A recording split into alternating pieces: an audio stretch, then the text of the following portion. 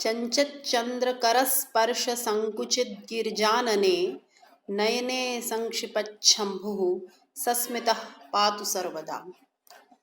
सर्वेभ्यो नमः।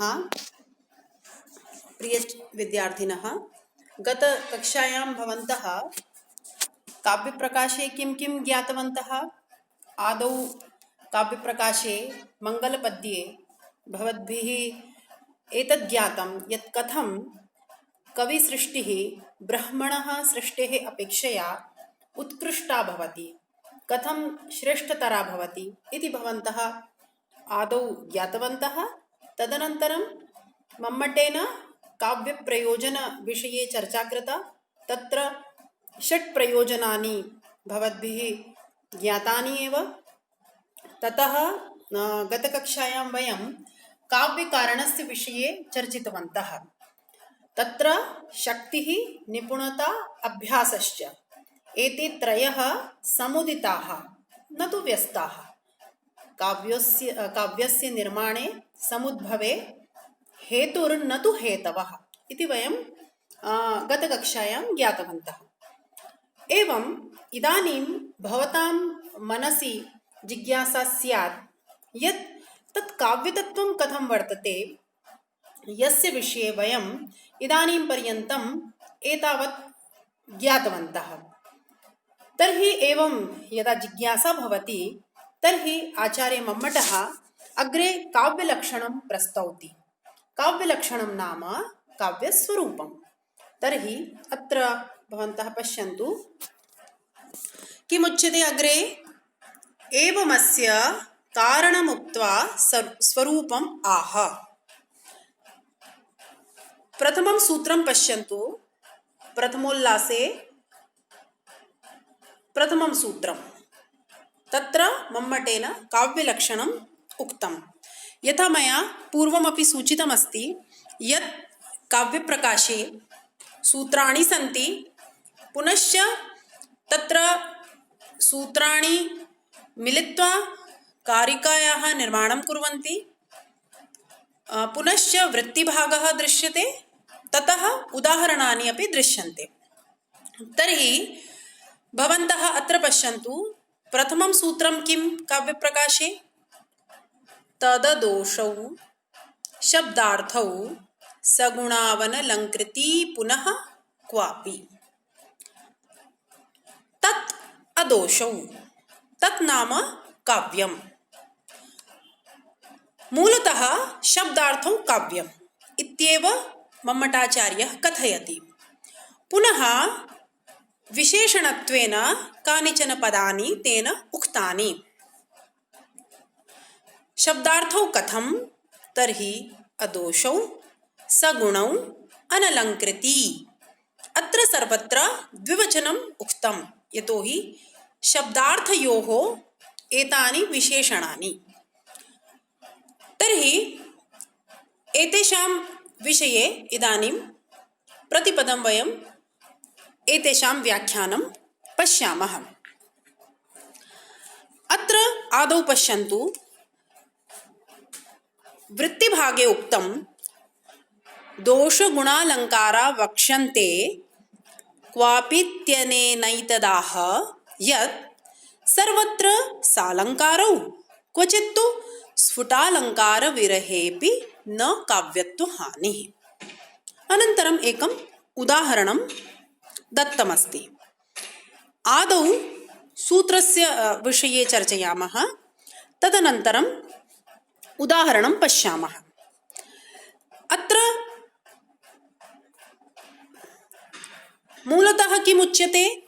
तत् अदोषौ शब्दार्थौ सगुणौ अनलङ्कृती पुनः क्वापि। तत् नाम काव्यम्। अदोषौ अर्थात् च्युतसंस्कारादि प्रबलदोषरहितौ। यदा भवन्तः अग्रे सप्तमे उल्लासे काव्यदोषाणां विषये पठिष्यन्ति, तदा ज्ञास्यन्ति यत् के दोषाः भवन्ति। तत्रापि रसदोषाः ये भवन्ति ते वस्तुतः मुख्यतया प्रोक्ताः, यतोहि दोषलक्षणे कथ्यते मुख्यार्थहतिर्दोषः रसश्च मुख्यः। तर्हि अस्मिन् विषये अग्रे विस्तरेण चर्चयिष्यामः। सम्प्रति एतावत् जानन्तु यत् अदोषौ तर्हि कथं च्युतसंस्कारादिप्रबलदोषरहितौ। अग्रे किमुच्यते? सगुणौ। सगुणौ नाम काव्यगुणाः भवन्ति माधुर्यम् ओजः प्रसादश्च। तर्हि माधुर्योजप्रसादगुणसहितौ शब्दार्थौ काव्यम्। अदोषौ शब्दार्थौ काव्यं, सगुणौ शब्दार्थौ काव्यं, ततः अनलङ्कृति पुनः क्वापि। अत्र एवं कथयितुम् इच्छन्ति यत् अलङ्कारस्य वैकल्पिकी स्थितिः वर्तते। प्रायः अलङ्कारसहितौ शब्दार्थौ काव्यं, किन्तु क्वचित् अलङ्कारः स्फुटतया न दृश्यते चेदपि काव्यस्य हानिः न भवति, काव्यत्वहानिः न जायते। किमर्थं? रसस्य प्राधान्यात्। स्फुटत्वं नाम झटिति प्रतीयमानत्वम्। क्या कहना चाहते हैं मम्मटाचार्य कि काव्य क्या है, काव्य का स्वरूप क्या है, उसका लक्षण क्या है? तो वे शब्दार्थ काव्य हैं जो दोष रहित हो, गुण सहित हो और सामान्यतया अलंकार से युक्त हो, किंतु यदा कदा अलंकार रहित भी होंगे तो काव्यत्व की हानि नहीं होगी यदि वे रस से युक्त हैं, वहाँ रस की प्रधानता है। तो इस तरह से मम्मट के अनुसार यह काव्य का लक्षण होता है। अब हम इन तीनों विशेषणों का कुछ विस्तार से व्याख्यान सुनेंगे। तो सबसे पहले कहा अदोषौ शब्दार्थौ काव्यम्। अत्र सदोषे अतिव्याप्ति वारणाय अदोषौ इति पदं मम्मटेन उक्तम्। दोषयुक्त शब्दार्थौ काव्यं न भवतः, अतः एतस्य पदस्य संयोजनम्। तर्हि आदौ तु शब्दार्थौ अर्थात् शब्दार्थयुगलमेव काव्यं, किन्तु तत्रापि निर्दोषौ अदोषौ इति उक्तम्। अत्र प्रश्नः भवति यत् सामान्यतया दोषरहितं काव्यं तु दुर्लभम्, अतः सर्वथा दोषरहित काव्यस्य विषये मम्मटाचार्यः न कथयति, अपितु एकम् उदाहरणं पश्यन्तु। ग्रन्थे लभ्यते यथा कीटादिविद्धं रत्नमपि रत्नमेव भवति, केवलं तस्य मूल्ये न्यूनता भवति, किन्तु तत्र रत्नत्वाभावः तु न जायते। जैसे कि किसी रत्न में कोई कीड़ा लग जाए, उसमें कोई क्षति हो जाए, तो उस रत्न का मूल्य कम हो जाता है, लेकिन उसमें जो रत्नत्व है वह तो समाप्त नहीं होता। उसी तरह काव्य में दोष हो तब भी उसका काव्यत्व समाप्त नहीं होता, किंतु कदा यदि तत्र सरसता भवेत्, दोष सहितस्यापि काव्यस्य काव्यत्वं तु स्यादेव, तत्र काव्यत्वं नष्टं न भवति यदि तत्र सरसता अस्ति। यथा कोऽपि वदेत् तर्हि दोषाः भवेयुः चेदपि काव्यं तु भवति एव, अतः दोषाः भवेयुः, तर्हि तथापि न वक्तव्यं। किमर्थं?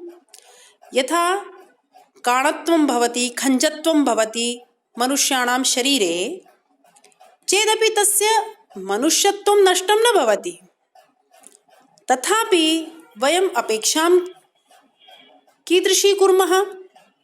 यत् अंगविकलता न स्यात्, तत्र सः सुरूपः भवेत्। अतः अदोषता अपेक्षते, दोषः स्वीकार्यो न भवति। किन्तु ये काव्यत्व विघटकाः च्युत संस्कारादयः प्रबलदोषाः भवन्ति ते काव्ये न भवेयुः इत्यर्थः। यथा मया उक्तं सप्तमे उल्लासे कथ्यते मम्मटेन मुख्यार्थहतिर्दोषः रसश्च मुख्यः। तर्हि सामान्यतया इदानीं किं वक्तुं शक्नुमः? दोषसामान्यरहितौ शब्दार्थौ काव्यं परमार्थतः मुख्यार्थ रसस्य अपकर्षणरहितौ शब्दार्थौ काव्यम् इति। एवं अदोषौ पदविषये अस्माभिः चर्चा कृता। सम्प्रति सगुणौ। सगुणौ नाम अत्र निर्गुणे अतिव्याप्तिवारणाय सगुणौ शब्दार्थौ काव्यम् इति मम्मटेन कथितम्। अर्थात् काव्ये ओजः, प्रसादः, माधुर्यश्च गुणाः भवेयुः। तत्सहितौ शब्दार्थौ काव्यस्वरूपत्वेन अभिमतौ। दोषाभावः स्यात्, गुणसद्भावना स्यात्। यद्यपि अष्टमे उल्लासे भवन्तः ज्ञास्यन्ति गुणाः रसधर्माः, यथा शौर्यादयः आत्मनः धर्माः, तथापि आत्मनि सति शौर्यादेः अभिव्यक्तिः अङ्गद्वारा एव लोके भवति। तथैव काव्ये आत्मभूते रसे माधुर्यादिगुणानाम् अभिव्यञ्जनं तु वर्णरचनावृत्तिभिः एव जायते। अतः सगुणौ शब्दार्थौ काव्यम् इति कथ्यते।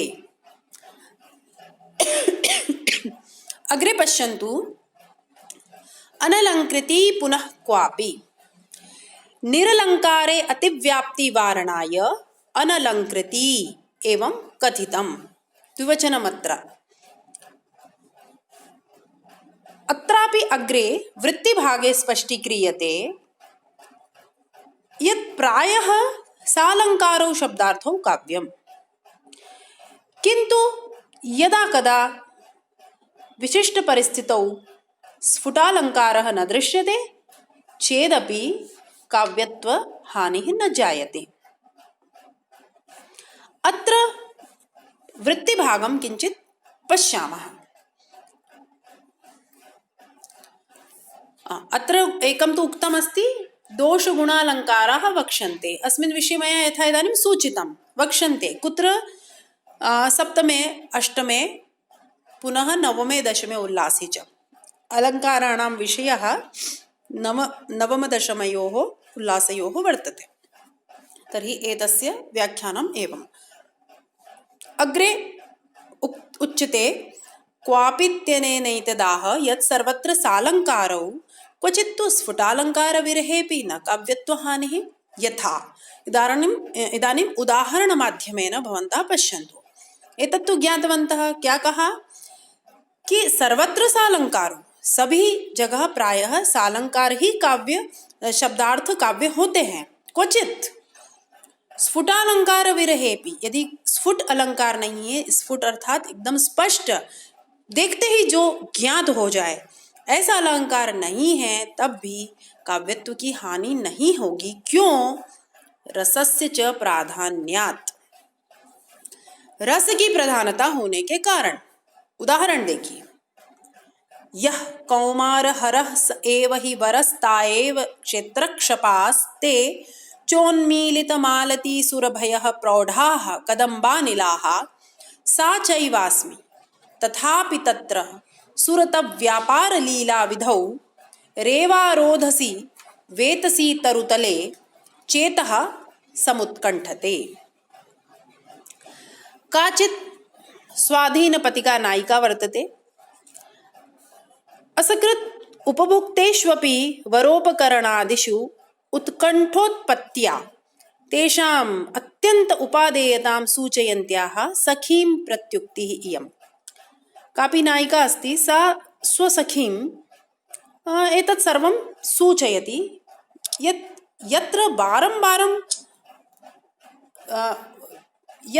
बारं उपभुक्तमस्ति तस्मिन् विषये अपि कथं मनसि उत्कण्ठा जायते। इदानीं पश्यन्तु भवन्तः, यः कौमारहरः, अन्वयम् आदौ पश्यामः। यह कौमारहरः स एव वरः अस्ति। जिसने कौमार का हरण किया, यह प्रियः कौमारहरः, कौमारं बाल्यं, हृतवान् दूरीकृतवान् इति कौमारहरः, स एव तथोक्तप्रियः, अर्थात् नान्यः स एव वरः, स एव इदानीं पतिः। ताः एव क्षेत्रक्षपाः सन्ति। ताः पूर्वम् उपभोक्ताः एव क्षेत्रक्षपाः, अर्थात् चैत्राख्य मधुमासनिशाः रात्र्यः, ताः एव ते एव, अर्थात् पूर्वम् आस्वादिताः। उन्मीलितमालती सुरभयः, उन्मीलिता विकसिता या मालती वासंतिकलता अस्ति, तथा सुरभयः, सुरभयः अर्थात् शोभनगन्धाः, प्रौढाः अर्थात् रति उद्दीपनादि प्रागल्भ्यशालिनः, कदम्बानिलाः, कदम्बस्य कदम्बसम्बन्धिनः अनिलाः, अनिलाः अर्थात् वायवः।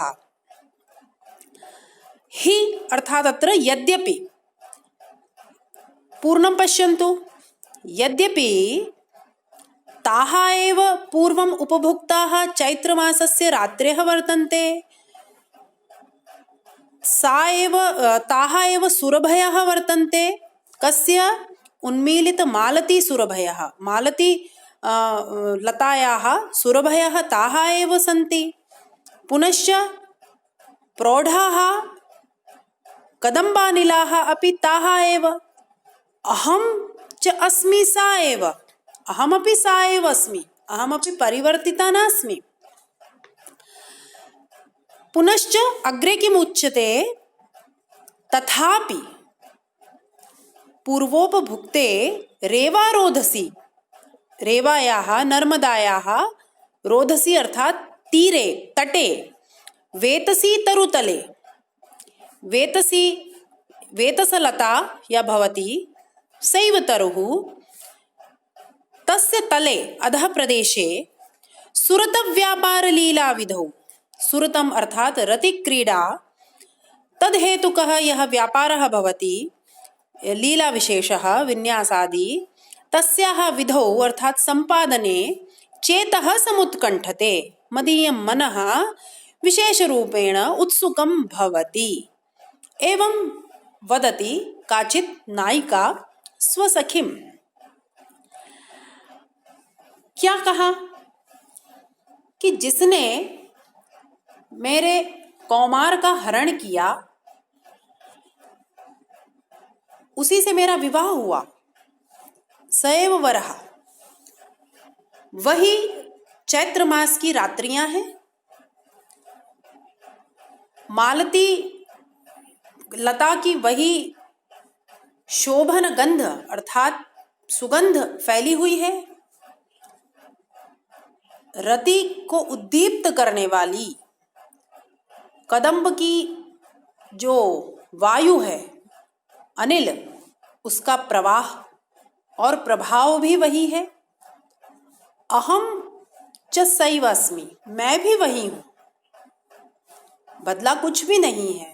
तथापि इस नर्मदा के तट पर, इस वेतस वृक्ष के नीचे सुरतव व्यापार के लिए मेरा चित्त समुत्कंठित हो रहा है। तात्पर्य क्या है कि सब कुछ पूर्व उपभुक्त है, तो उत्कंठा नहीं होनी चाहिए,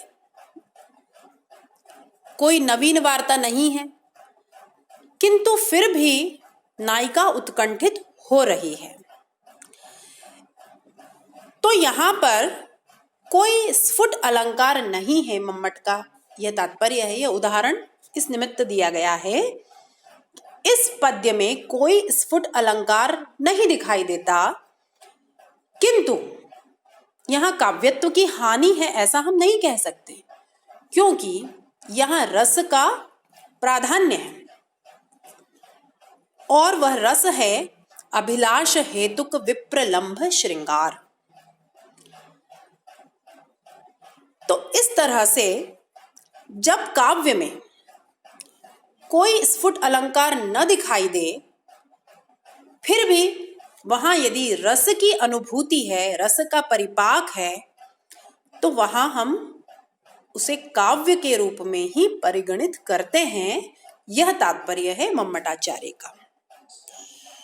इस पद्य के विषय में और जो कुछ तथ्य ज्ञातव्य है वह मैंने यहाँ लिखे हैं।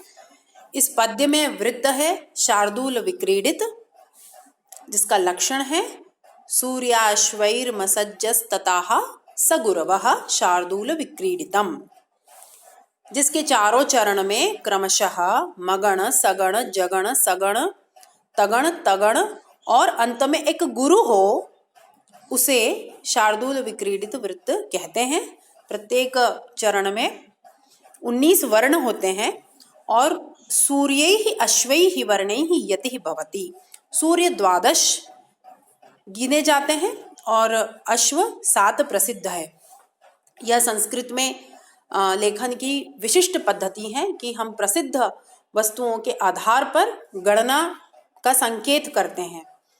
तो यहाँ पर सूर्य से 12 अंक विहित है और अश्व से 7। तो अब जिन्हें सामान्य रूप से छंदो ज्ञान है वे इस तथ्य को समझेंगे, अन्यथा हम छंद के विषय में एक विशेष कक्षा पृथक से रखेंगे। अभी आप केवल यहाँ इतना देखिए कि किस तरह से यहाँ लघु गुरु का संकेत किया गया है, और ऐसे ही चारों चरण में आप स्वयं करके देखिए। यहाँ पर यति है 7वें और 12वें वर्ण पर, और यहाँ आप देखिए मगण सगण जगण सगण तगण तगण और अंत में एक गुरु वर्ण आपको दिखेगा। तो ये तो एक सामान्य इस पद्य के संबंध में सूचना थी जो मैंने आपको दी, क्योंकि कदाचित परीक्षाओं में इस तरह से भी प्रश्न पूछे जाते हैं। तर्हि भवद्भिः एतद् ज्ञातम्, एतस्य पद्यस्य कार्यं किमासीत् यत् मम्मटेन लक्षणे कथितं सर्वत्र सालंकारो क्वचित्तु स्फुटालंकार विरहेपि न काव्यत्व हानिः। एतस्य वृत्तिभागस्य स्पष्टीकरणार्थम् उदाहरणं तेन प्रदत्तम्। पुनश्च लक्षणे उक्तम् अनलंकृती पुनः क्वापि, तस्यैव व्याख्यानम् उदाहरणमाध्यमेन तेन अत्र कृतम्। इदानीं लक्षणं यदा पश्यामः तर्हि 6 प्रकारकं काव्यस्थितिः दृश्यते।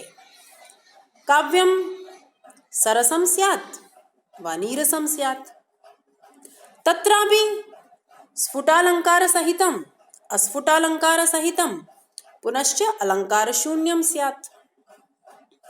नीरसे काव्ये अपि स्फुटालंकारसहितम् अस्फुटालंकारसहितम् अलंकारशून्यं वा स्यात्। एवं 6 स्थितयः भवितुं शक्नुवन्ति। मम्मटेन अत्र प्रथमे द्वितीये चतुर्थे पंचमे च काव्यस्य स्थितिः अंगीकृता। प्रदीपटीकाकारेण तु प्रथमे द्वितीये तृतीये चतुर्थे च स्वीकृता। मम्मट के मत में अलंकार शून्य सरस काव्य नहीं और अलंकार शून्य नीरस काव्य भी नहीं है, क्योंकि उन्होंने कहा है अनलंकृति पुनः क्वापि, सामान्यतया अलंकार सहित हो, किंतु रस की प्रधानता होने के कारण यदि स्फुट अलंकार नहीं है तब भी काव्यत्व की हानि नहीं होगी। तो इस तरह से ये जो 6 स्थितियां बन सकती हैं, आचार्य मम्मट ने अपने ग्रंथ में इस तरह का कोई उल्लेख नहीं किया है, किंतु जो आगे टीकाकार हुए हैं वामन झलकीकर इत्यादि ग्रंथों में, उनकी टीकाओं में हम इस विवरण को पाते हैं, इसलिए मैंने उसे यहाँ संक्षेप में प्रस्तुत कर दिया है। तो इस पर हम अधिक विस्तार से चर्चा नहीं कर रहे हैं। आपने जो आज का मुख्य ज्ञातव्य था काव्य लक्षण, उसके संदर्भ में जान लिया है। लक्षण है तत् अदोषौ तददोषौ, इसको उच्चारण ठीक से करना है। तददोषौ शब्दार्थौ सगुणावनलंकृति पुनः क्वापि। यहाँ सर्वत्र द्विवचन का प्रयोग किया गया है, इसका आप विशेष ध्यान रखेंगे क्योंकि ये शब्दार्थौ पद के विशेषण के रूप में प्रयुक्त हुए हैं। तर्हि भवद्भिः ज्ञातं मम्मटेन स्वलक्षणे बहु सरलतया संक्षेपेण सर्वमपि कथितम्। जो पूर्व आचार्यों ने बड़े बड़े लक्षणों में जो बात कही और उसके बाद भी बहुत सारे तथ्य छूट गए, कहीं दोष की बात हुई तो गुण की नहीं हुई, कहीं अलंकार की बात हुई तो दोष और गुणों की नहीं हुई, ऐसा अन्य आचार्यों के लक्षण को जब हम देखते हैं तो उनमें सर्वश्रेष्ठ लक्षण मम्मट के द्वारा किया हुआ लक्षण ही दिखाई देता है। इन्होंने पूर्व आचार्यों के लक्षणों का एक प्रकार से सारांश ग्रहण करके उन सभी तत्वों को यहाँ समन्वित कर दिया। तो इस तरह से मम्मट के द्वारा कहे हुए इस विशिष्ट काव्य लक्षण को आपने आज की कक्षा में जाना। आज की कक्षा को अब हम यहीं समाप्त करते हैं। धन्यवाद।